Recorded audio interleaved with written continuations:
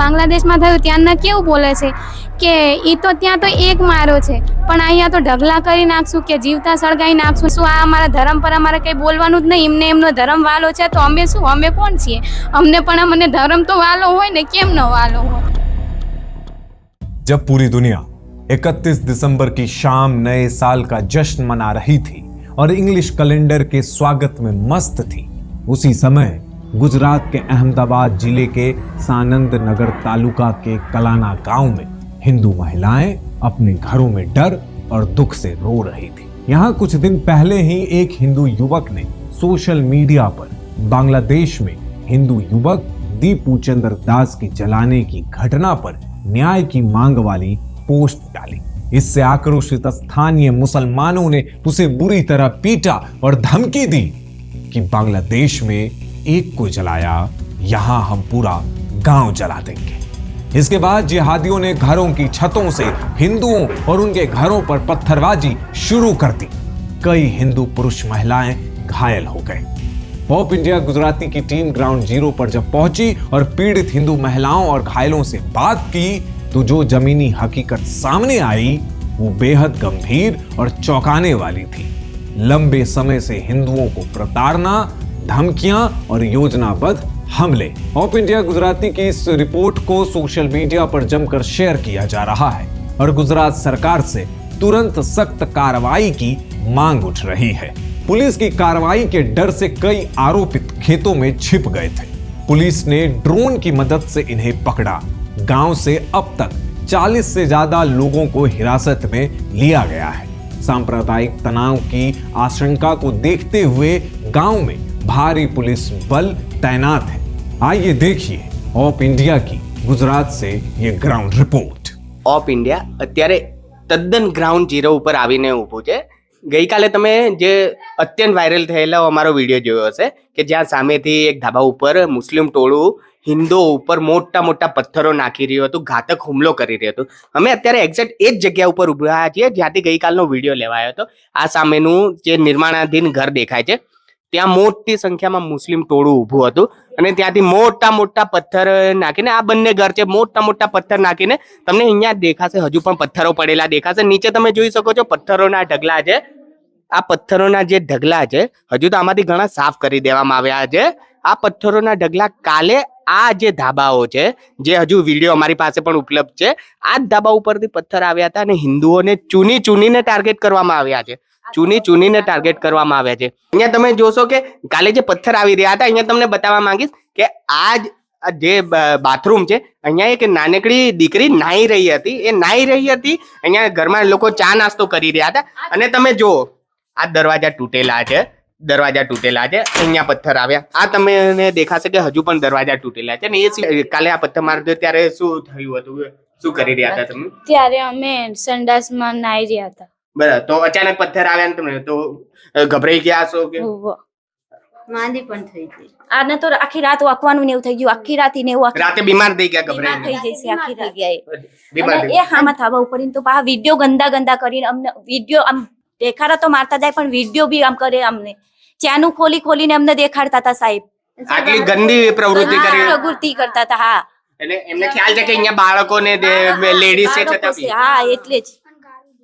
અને સર અમારા છોકરા તિલક કરીને નીકળે ને તો એમ કે તિલક કરીને નીકળવાનું, અને અમારા છોકરા ગમે તેમ કરીને નીકળે ને તો પાછળ મારે. અમારા છોકરાને 2-3 લાફા માર્યા. બીજી ખાલી હામું જોયું હોય ને તો એમ કે તું ચમ અમારા હામું જોયું હો. એટલે પહેલેથી આવી હેરાન કરી, પહેલેથી જ છે સાહેબ. 12 મહિનેથી અમને આવી રીતના હેરાન કરે.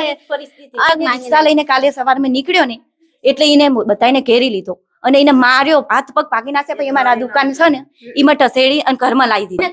એટલે ઘરમાં પૂરી ને ઘર વાખીને બધાએ મોટા અમારા છોકરાને માર્યો અને એમ કે આપણા હિન્દુ છોકરાને મુસ્લિમોએ ઘરમાં પૂરી દીધું અને ત્યાં ભેગા થઈને એમને હાથ ને પગ બધું ભાંગી નાખ્યું. અત્યારે વિરંગામાં એ છોકરો દાખલ છે અને એવી બધી એવી મને ધમકીઓ આલે ને અમારા બૈરા બહાર નીકળે ને તો આમ ખુલ્લી ગારું દે ને પાટલું કાઢીને ચેન ખાડીને દેખાડવા જ માંડે અમારા જવાન છોડ્યું ને બધા. કોઈ તહેવાર હરખી રીતે ના થાય, કોઈ તહેવાર અમારા કોઈ તહેવાર અમે કરી જ નહીં આ ગામમાં. કોઈ હિન્દુ તહેવાર ઉજવી નહીં. હા, કોઈ હિન્દુ તહેવાર નહીં. લોકોને સજા માંગીએ છીએ, અમે ન્યાય જોઈએ, બીજું કઈ નહીં. અમને ન્યાય વિનંતી કરીએ છીએ કે અમને ન્યાય આપો. પરિસ્થિતિ તમારી હાલત લગભગ મને વાત કરવા જેવી પણ નથી લાગી રહી, પણ મારે પૂછવું પડશે કે શું થયું છે, કેમ આ થઈ રહ્યું છે? અમાર નોકરી ઘરે આવે તો મારવા આવે ને એવું બધું કરે ને અમાર ધાબા ઉપર રહીને અમે તો ઘરે નતા ને સાહેબ પથ્થર મારો કરેલો ને અમારા નામ ને બામ લખાઈ નાખ્યા બધાને. તમે ઘરે બી નતા ને પથ્થર મારો છો અને આવી પરિસ્થિતિ આવી તો બાળકો ને એ બધાને જે જીવ બચ્યો છે અને તમારી પરિસ્થિતિ જોઈને હાલ હું બીજા સવાલ બી નહીં પૂછી શકું કે શું તમારા ઉપર વીતતી હશે, પણ આ વિષયમાં ન્યાય મળવો જોઈએ. તમને શું લાગે છે? અમને ન્યાય આલો. જે પણ આ આરોપીઓ છે જેમણે આ પથ્થરમારો કર્યો અને કે હિન્દુઓને ઘાયલ કર્યા, એમની સાથે એમને સજા થવી જોઈએ, એમના વરઘોડા નીકળવા જોઈએ, એવું કઈ થવું જોઈએ? હો એવું બધું થવું જોઈએ. શું થવું જોઈએ? વરઘોડા ને એવું બધું અમારે. કોઈ વાંધો નહીં, કોઈ વાંધો નહીં. અને બૈરાને પારી પારી નાટ્યું ને એવું બધું કાઢી નાખે ને એવું બધું કરે. એ મુસ્લિમ છોકરાઓ જે છે તે આ હિન્દુ છોકરીઓને જોઈને કપડા કાઢી નાખીને હા એવું બધું કરે. હર્ષભાઈ ને અલ્પેશભાઈ ને કેવું છે કે અમે હિન્દુ સમાજને ન્યાય અપાવો. અમારા 3 દિવસથી સાહેબ ખાવાના રચડે, અમારા છોકરાની અમને શું ખાવા પાવે? અમારા છોકરા પ્રેશર કરે તમારા આદમી ચાજીએ, તમારા આદમી ચાજીએ, બસ અમાર ન્યાય જોઈએ. તમે એમ કહેતા હતા કે તમે અડધા કલાકમાં ફોન કરજો, હું અડધા કલાકમાં આવીને ઉભો રહીશ તો અમારું આ બધા અમારા હિન્દુનું શું થાય? અમને ગામ વચ્ચે આવીને મારે ને અમને બધા પ્રેશર કરે તો અમે શું કરીએ? શું કહેવાય? અમારે શું આટલા જ ગામમાં માણ્યા બધા છોકરા અમારે કોઈ નહીં કરે. કોઈ છોકરું નહીં અમારા બધા છે અમારે રખડવી. તો તમે જોઈ રહ્યા છો દરેક અહીંયા જે પણ હિન્દુ વસ્તી છે, જે હિન્દુ મહિલાઓ છે, દરેકની આંખોમાં પાણી છે. બધા પોતાની જોડી ફેલાવીને ગૃહમંત્રી જે આપણા હર્ષ સંઘવીભાઈ છે, જે આપણા ગૃહમંત્રી છે, આપણા જે CM સાહેબ છે, અને એમના સમાજના જે અલ્પેશભાઈ ઠાકોર છે, એમને હાથ જોડીને જોડી ફેલાવીને એમને વિનંતી કરી રહ્યા છે કે ગામમાં આવો, ન્યાય અપાવો. આ શું થઈ રહ્યું છે એમની સામે એ બધું એમની આપવીથી જણાવી રહ્યા છે. તો એની પાછળ કંઈક બેકગ્રાઉન્ડ હશે, કંઈક થયું હશે પહેલા. તો શું આખી સ્ટોરી શું હતી? આમાં સાહેબ જો બાંગ્લાદેશમાં જે હિન્દુ અમારે લગાડી મેલે એ સ્ટોરી અમારા છોકરાએ મેલી હતી. એટલે આ છોકરાએ સ્ટોરી મેલી એના હિસાબથી નાના માર્યો કે આ સ્ટોરી આજે તું મેલી એ તો ખાલી એક જ હિન્દુ લગાડ્યો, પણ આ તો કે તમારા કોઈ ઠાકોરવાસ લગાડી મેળવાનો. એ અમારા ઘરના આંગણે ઊભા હતા, એ બાગતા આવ્યા ને અમે અમારા ઘરના આંગણે ઊભા હતા. તે એ લોકો ગારું બે ફટ અમને ભોંડારી બોલતા. તો હવે એમ કીધું કે તમે આવી અમને ભોંડારી ગારું ના બોલશો. તો એ લોકો પાછો વળીને આવ્યા ને અમને દિયોર ભજેને કોદારી મેલીને પાથરા પાડી દીધા. એ 10-15 જણાનું ટોરું હતું. અમે દિયોર ભજી 2 જણા હતા, મુસ્લિમ પરિવાર અને 7 બૈરા હતા. મુસ્લિમ લેડીઝ અમારા ઘરમાં બધું તોડફોડ કરી વાળ્યું. સાહેબ અમારા ઘરના આગળ ઊભા હતા બરોબર, અને લોકો આમથી ટોરું આવ્યું સીધું, એટલે સીધું અમને મારી નાખવાના ડાયરેક્ટ લેવા જ માંડ્યા. એ નામ સલીમ ખાન કેહર ખાન વાઘેલા, અને એનો ભાઈ આદિલ ખાન કે ઉસ્માન ખાન વાઘેલા. આ બે સીધું અને બૈરાનું સીધું ટોરું આવ્યું સીધું કે મારી જ નાખવા એમને કહીને અમારા અમે હુમલો જ કરી. એમને બૈરાનું એટલે લેડીઝનું એટલે મુસ્લિમ લેડીઝ, એટલે મુસ્લિમ લેડી છે. ડાયરેક્ટ આવીને હુમલો જ કર્યો અમારા ઉપર. કોદારી માથામાં મારેલી છે બરોબર. 9 નાકા આવ્યા છે. રસ્તામાં નીકળી એટલે છોકરીઓને હેરાન કરે, લેડીઝને પણ ખરાબ નીકળી એટલે ખરાબ આમ બોલે, આપણા લેડીઝ ઉપર ખરાબ વિશે બોલે છે.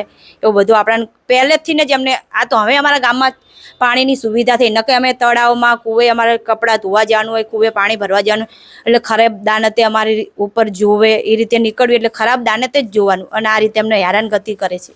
શું હેરાનગતિઓ થતી હોય છે ગામમાં? અત્યારે છોકરીઓ નિશાળ જાય તો છોકરીઓને પણ મુસલમાનના છોકરાઓ આંગળીઓ બતાવે, મા બેન હામી ગારો દે ને બધું આ તે કહેતા હોય તમે આમ આવો, તમને ત્યાં લઈ જઈએ, અમારું ઘર મંડાઈ આ હા ના હા. અને અમને લેડીઝોને બધાને હેરાનગતિ બહુ જ થાય છે. અમે આવીએ ને સાધનમાં બેઠા હોય તો અમારા સામું જોતા હોય, આંખો મારતા હોય, હા તે બધું કરતા જ હોય ને અમે જો કહેવા જઈએ ને તો લાંબુ થવા જાય છે. એટલે અમને ડર લાગે છે કે અમારા પતિનું શું થાય, અમે બધું વિરોધ કરીએ તો. આ બાંગ્લાદેશમાં થયું ત્યાંના કેવું બોલે છે કે ઈ તો ત્યાં તો એક મારો છે, પણ અહીંયા તો ઢગલા કરી નાખશું, કે જીવતા સળગાઈ નાખશું ને આમ કરશું ને તેમ કરશું ને ખોટી રીતે આવું બધું બોલતા હોય છે. શું આ અમારા ધર્મ પર અમારે કંઈ બોલવાનું જ નહીં? એમનો ધર્મ વાલો છે તો અમે શું, અમે કોણ છીએ? અમને ધર્મ તો વાલો હોય ને, કેમ ન વાલો હોય? વળી એમનો આખા ગામમાં વરઘોડો કરવો પડે, એમની પ્રોપર્ટી પર ફૂલ દરજર ફરવા પડે, અને એમને આખા ગામમાં એવી રેલી કાઢો કે એમને વરીને કોઈનું આમ નામ ના લેવું જોઈએ. અમને એવો પ્રતિ ન્યાય જોઈએ. અને એવી રીતે આમ સરઘસ નીકળવું જોઈએ કે એ લોકો બીજી વાર કંઈક કરી જ ના કે પહેલી વાર તો આવી રીતે ખોટી નજર નાખીને પણ ના જોઈએ કે અમને ઈ જ ન્યાય જોઈએ, બસ બીજું કંઈ નહીં. બીજા हम गांव में आए, गांव में जो पीड़ित व्यक्ति है, पीड़ित हिंदू समाज है, उनसे बात करने का प्रयत्न किया। पहले तो वो नहीं बात कर रहे थे, फिर उन्होंने थोड़ी उनकी हिम्मत जागी और उन्होंने हमें अपनी आप बीती बताई कि कल क्या हुआ था। तो हमने उनसे जो जाना है वो मैं आपको बहुत संक्षिप्त में बताने का प्रयत्न करूँगा कि यहाँ पे पिछले कई सालों से जो मुस्लिम समाज है वो हिंदुओं को दबाता रहा है, उन पे अलग अलग प्रकार के अत्याचार करता रहा है। जो महिलाओं से हमारी बात हुई, हिंदू महिलाओं से जो हमारी बात हुई, उन्हें बताया कि ये मुस्लिम समाज की यहाँ पे एक मस्जिद है जिसके बाहर जब कोई हिंदू अपना व्हीकल लेके जाता है और उसमें अगर कोई गाना वाना बज रहा होता है तो वो बंद करवा देते कि भाई यहाँ पे गाना वाना नहीं बजाने का, हमारे मस्जिद के पास नहीं आने का, यहाँ से ऐसे नहीं निकलने का। इवन इन लोगों का कोई हिंदू त्यौहार होता है, हिंदू त्यौहार में गरबे होते हैं, ये गुजरात है, गुजरात में गरबा जरूर होता है, तो हिंदू त्यौहार में गरबे होते हैं, ढोल नगारे बोलते, वो भी ये नहीं बजाने देते। हाल ही फिलहाल में जब ये नवरात्रि का त्यौहार गया तब उन्होंने, जो स्थानिक लोग हैं, उन्होंने हमें बताया कि ये मुसलमानों ने पहले से स्कूल में गए, स्कूल के आचार्य और उनके जो भी टीचर है उन लोगों को उन्होंने धमकाया और बताया कि यहाँ पे ये नवरात्रि का त्यौहार नहीं बनना चाहिए, गरबा नहीं होना चाहिए स्कूल में, और आखिरकार उन्होंने वश होके यहाँ साला में नवरात्रि का त्यौहार नहीं मनाया गया। ये कहानी कोई एक हिंदू त्यौहार की नहीं है, हर हिंदू त्यौहार में यही कहानी है कि उनको अपना त्यौहार मनाया नहीं दिया जाता, उनको दबा के रखा जाता है, बात बात में उनको धमकाया जाता है। कल की जो घटना हुई कि एक हिंदू लड़का अपनी रिक्शा लेके अपने काम पे जा रहा था, तो मुस्लिमों के जो विस्तार है वहाँ से जब वो निकल रहा था तो उसको घेर लिया गया, मुस्लिम लोगों ने उसको घेर लिया और उसको बहुत मारा। फिर उसको उठा के अपने घर में ले गए और घर बंद करके भी वहाँ पे उसको मारा गया। कुछ प्रकार से वो बच्चा वहाँ से बच के बाहर निकला तो एक दो हिंदुओं ने उसको देखा और उसको बचाने गए, उनको भी मारा गया और ये पूरा वाक़या स्टार्ट हुआ। फिर बहुत बड़ी प्रमाण में वहाँ से पत्थर मारे गए। हिंदुओं के तकरीबन मैंने 25 से 40 घर देखे जो पूरी तरह से टूट गए। वहाँ पे इतने बड़े बड़े पत्थर वहाँ पे देखे गए कि वो पूरी तरह से टूट गए, उनकी छत टूट गई है।